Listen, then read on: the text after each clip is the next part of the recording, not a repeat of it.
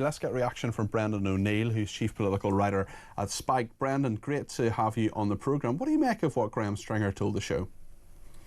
Very interesting, isn't it? As you say, far from a ringing endorsement of his own party or the leadership or what the government is doing, I think a lot of people will feel similarly about this government, that it rushes to judgment on certain issues. It's quite knee-jerk. It does things without thinking them through, without thinking whether they'll be good for the British people, what the consequences might be for Labour itself. This is a government that seems to be quite hand-to-mouth when it comes to policy making, and a government that really doesn't have much vision or much direction. I think that's the impression a lot of people have. It's interesting in regard to the Palestinian issue, Brendan, because what we're being told in the Times today is that 40 peers, many of them top lawyers, are claiming that it could actually break international law. Now, many states, of course, have recognised the Palestinian state, but wouldn't it be very ironic for Keir Starmer, who's Mr. International Law? International law trumps everything. We can't ever ignore what the international courts say, despite the fact that David Cameron did it on Britain voting and there was zero consequence whatsoever. He is someone who talks about the primacy of international law, yet international law would appear, in this case, to contradict his policy.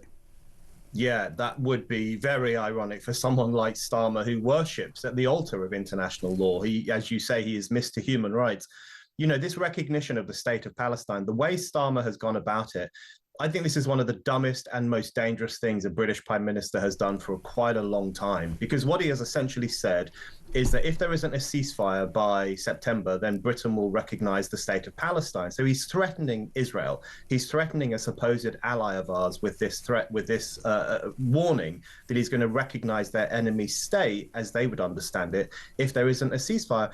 Now, that completely incentivises Hamas to carry on with its barbarism. That gives a green light to Hamas to carry on fighting against the IDF, to carry on planting its bombs, which it's doing, even though we don't get much coverage of that, to carry on trying to block aid that's going into Gaza and making the people there suffer even more, get even more hungry. Hamas will be incentivized to do all of that because it knows that if the war carries on right through to September, then it will get that precious gift of recognition of Palestine from Britain. So Starmer is playing an incredibly dangerous game. He has betrayed an ally in its hour of need, and he's emboldened this army of anti-Semites. I think it's an unforgivable action on his part. Let's remind ourselves of what the Business Secretary, Jonathan Reynolds, said about the Palestinian issue a little bit earlier on.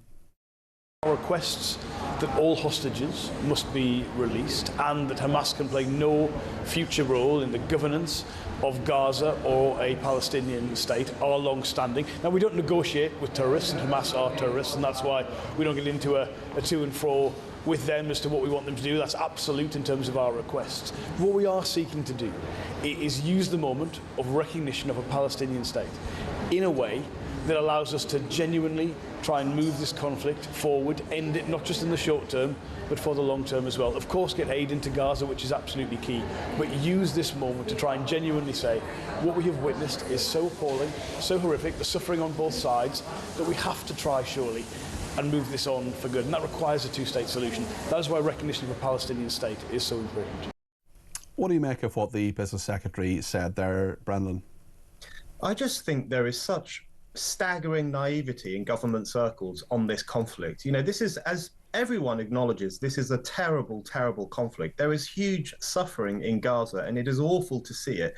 There is hunger, there is desperation, civilians have died, as well as thousands upon thousands of Hamas militants. So when we hear that figure of 60,000 deaths, we do have to remember that a significant number of them are anti-Semitic. And also that the 60,000 figure is from Hamas itself. That's right. So we do have to think seriously about that. But there is undoubtedly a lot of suffering in Gaza. Everyone wants this war to end. But the question has to be, on what terms is it going to end?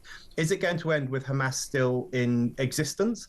Is it going to end with a new Palestinian state that could potentially become a launch pad for more annihilationist violence against our ally, the Jewish nation? How is it going to end? And let's not forget that Hamas and also Palestinian Islamic Jihad, these are movements that don't only hate Israel, don't only hate Jews, they hate the West as well. These are violently anti-Western movements that have contempt for the little Satan of Israel and the great Satan of the United States and Europe.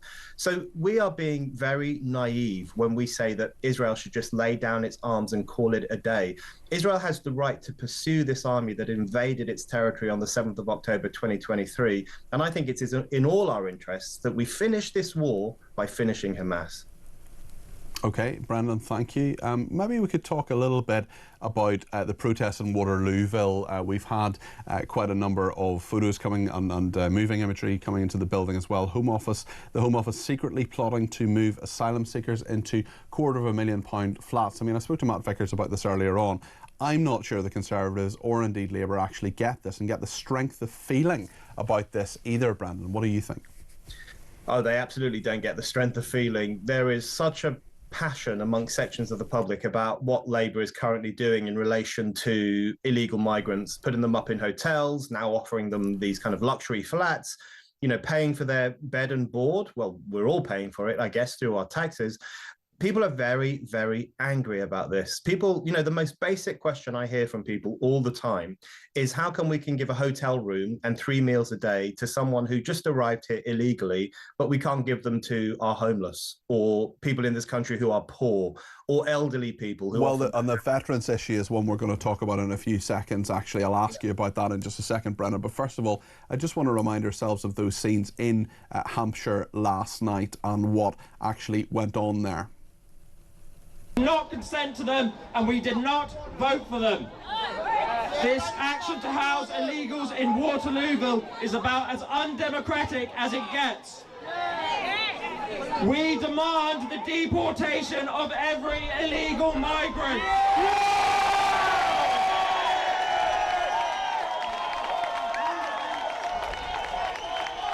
Send them home! Send them home!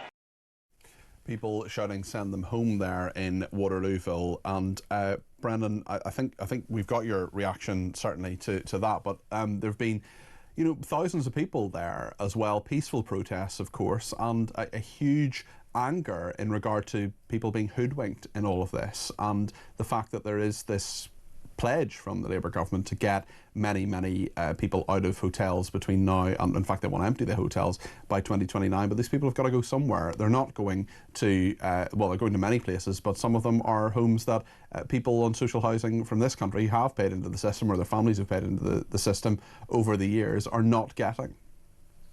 Exactly right. And you know, it used to be a perfectly reasonable request that if someone came here illegally, that they would be deported. I mean, that's how the immigration systems around the world worked for years and years, for decades and decades, in fact. And you know who's really ticked off about the illegal immigration crisis is legal migrants in this country. They're often the angriest, in fact, about this because they came here legally, they've worked hard in this country, they've contributed to it, and they don't like the idea of people coming in illegally and giving immigration across the board a bad name. You know, my parents are immigrants. They moved. I'm a first-generation Briton. I'm the first generation of my family to live in this country, and I love living in this country. And the idea that people are coming here illegally and being put up in hotels and being given a, you know, relatively nice time while others in this country are suffering quite harshly economically, that's really worrying. And I think there is great anger across the country, and the Labour government is on a hiding to nothing if it doesn't recognise this anger or do something about it. Where did your parents emigrate from? From Ireland. That was a joke, Brendan. You're called Brendan O'Neill. I kind of picked that up. I just wonder, just before you go, Brendan, what you think about this artificial intelligence profiling in prisons to avert violence. I'm torn on this because something really does need to be done about the threat of inmate violence, especially against prison officers who do often a very hard job in thankless circumstances. But I do wonder what's happened to common sense. You know, what's happened to screws in prisons and prison bosses just using their nous and saying, well, this is a young guy, he's got a violent past, or this is a radical Islamist, so we should separate him off from other radical Islamists. I do think a bit more common sense about who poses a threat is probably the better way to go, because AI and machines can often make mistakes, and this is too serious an issue to let mistakes happen. Brendan, thank you very much indeed for joining us. It's Brendan O'Neill, who's the Chief Political Writer at Spiked there.